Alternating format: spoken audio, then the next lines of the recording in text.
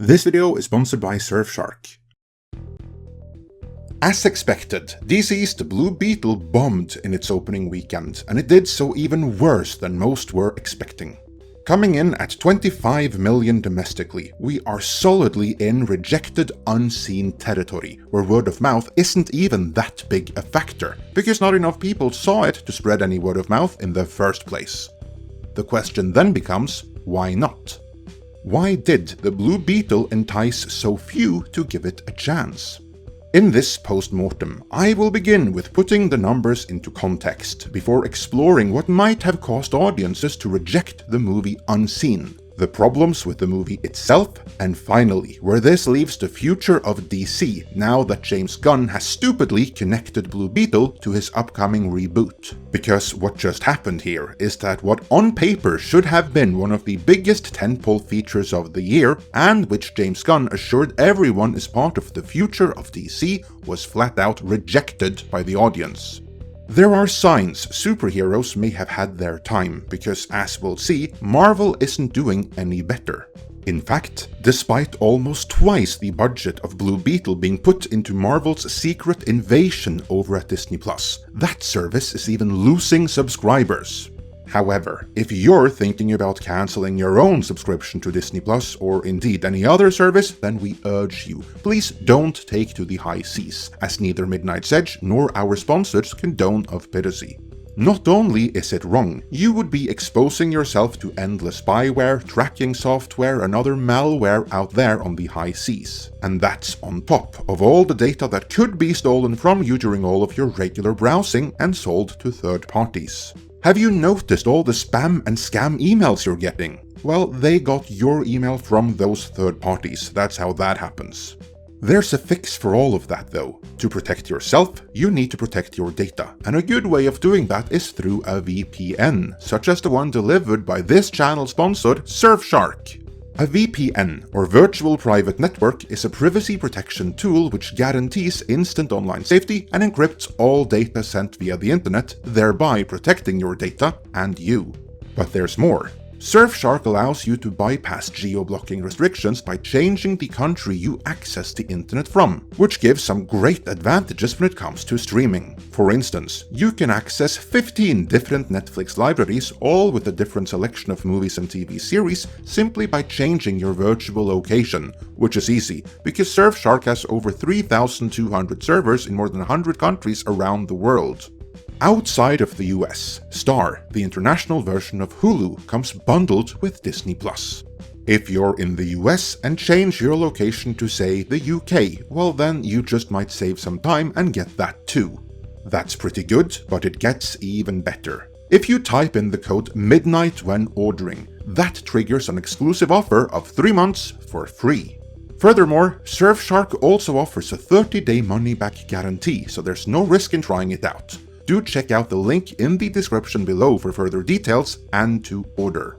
Thanks to Surfshark for sponsoring this video, and with that, let's return to the not wholly unexpected failure of the Blue Beetle.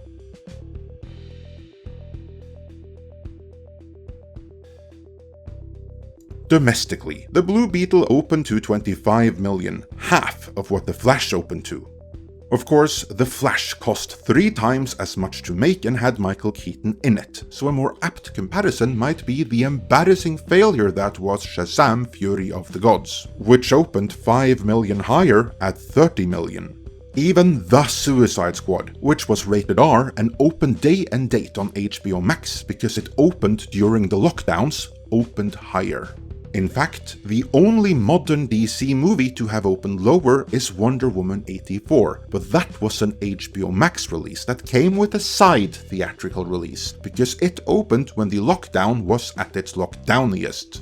With Barbie and Super Mario both having crossed the $1 billion threshold this year, there's no such excuse for Blue Beetle. So why was it rejected this way? Well, first, let's look at the important factors outside of the movie.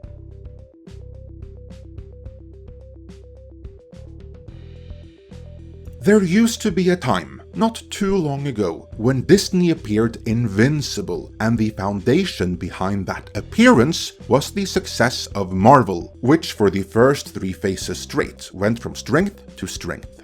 Virtually everything they put out was a crowd pleaser, grossing close to or more than $1 billion, numbers you just don't get without repeat viewings. And Marvel's crowd-pleasing success was the rising tide that floated all boats, even DC. That's right, I submit the Marvel movies were such worldwide crowd pleasers and created such goodwill towards superhero movies that they inflated the competing DC movies at the box office. Because where Marvel had 3 phases of crowd-pleasing consistency, DC had 3 different regimes. Like a kitchen with too many chefs.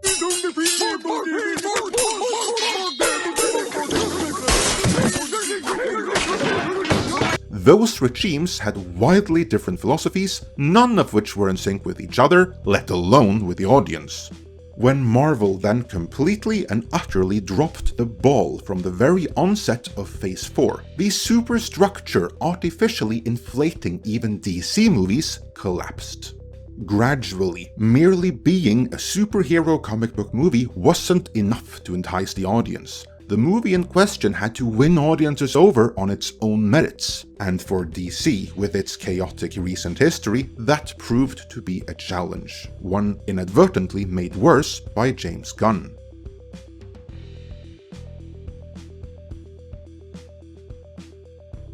The argument can be made that in the long run, a clean break and reboot might be the better option. The problem is that when this reboot was announced, there were still 4 DC movies of the previous regime left to release: Shazam 2, The Flash, Blue Beetle, and Aquaman 2. And however unintentional it may have been, the message that none of these movies matter as they're all creative dead ends anyway was nonetheless sent to the audience. James Gunn tried to mitigate this by claiming Blue Beetle would be the first character in his new universe, but since that implies that the rest of the movie won't be, the audience weren't fooled.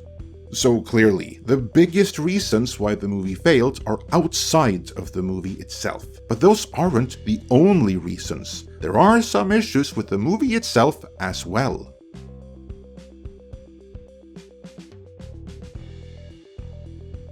Let's, for the moment, ignore all other aspects of the movie and look at the hero himself, the Blue Beetle. He is hardly an A-list comic book character, or B-list, or C-list. We can begin talking around D-list. Point is, the vast, overwhelming majority of people around the world, including comic book readers, have no idea what the Blue Beetle is or stands for. So it's all about what the filmmakers choose to do with the character and how the marketing sells him to the audience. To wit, he was, honestly enough, sold as a teenager who suddenly finds himself locked in with another entity that partially can take control over his body and that he has to learn to work with. That would have been fresh and cool 1 decade ago, and it would have been revolutionary 2 decades ago, but now we've already seen a version of that game mechanic, if you will, in 2 Venom movies. We also saw it in Upgrade. We saw it in Spider-Man No Way Home, when Peter Parker learned to use the suit he got from Iron Man, and lest we forget, we saw precursors of it in Iron Man.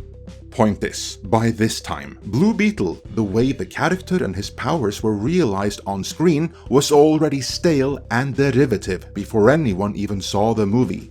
That, and the other reasons covered so far, sufficiently explain why the movie failed at the box office the way it did. Audiences have seen this shtick before. The movie is creatively a dead end due to the upcoming reboot, and since Marvel has been churning out non-stop dreck for years now, the superhero genre has lost its luster, and that really is all there is to it, and that is without any further commentary on the movie itself. Alas, there is yet another aspect to the movie, which I feel had nothing to do with its failure, but sadly, it is what Hollywood latches onto.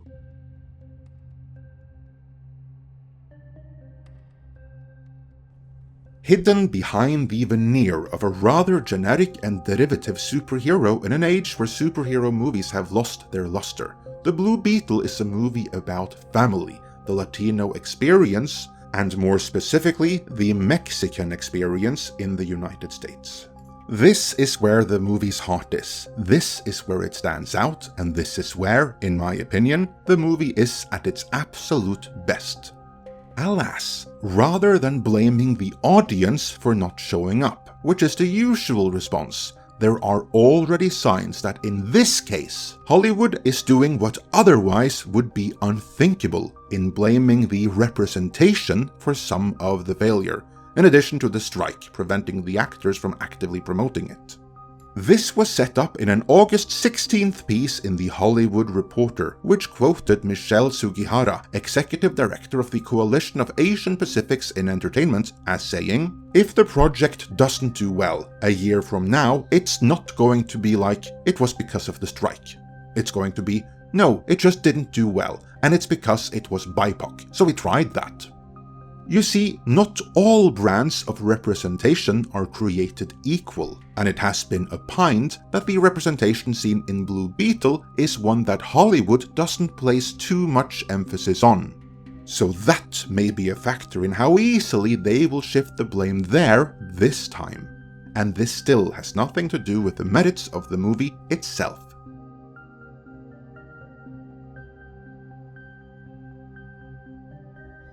As we have covered already, the movie was always going to fail due to circumstances outside of it. The only way the movie ever would have had any chance of overcoming those external obstacles would be if it had Top Gun Maverick, Joker, or the Dark Knight level word of mouth, which it doesn't have.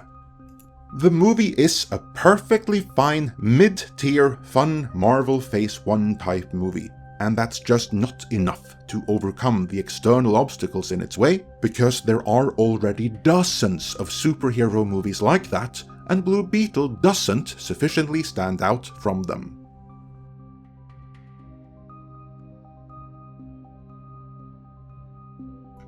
For James Gunn and DC, this is really bad news, because it's yet another flop in a long list of flops, and each subsequent one further damages and cheapens the DC brand. Making matters worse, there will be no break to speak of before James Gunn's reboot, no extended period without DC movies to drive up any kind of pent demand. No, Superman Legacy is less than 2 years away from release, and Aquaman 2 is still coming out between now and then.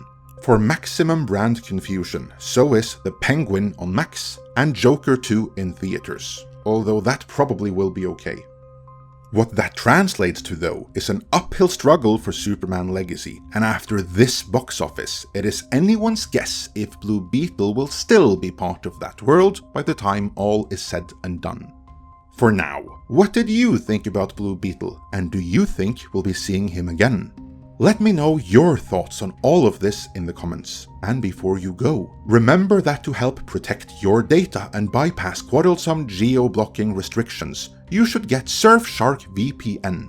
Use our code MIDNIGHT to get 3 months for free, link is in the description.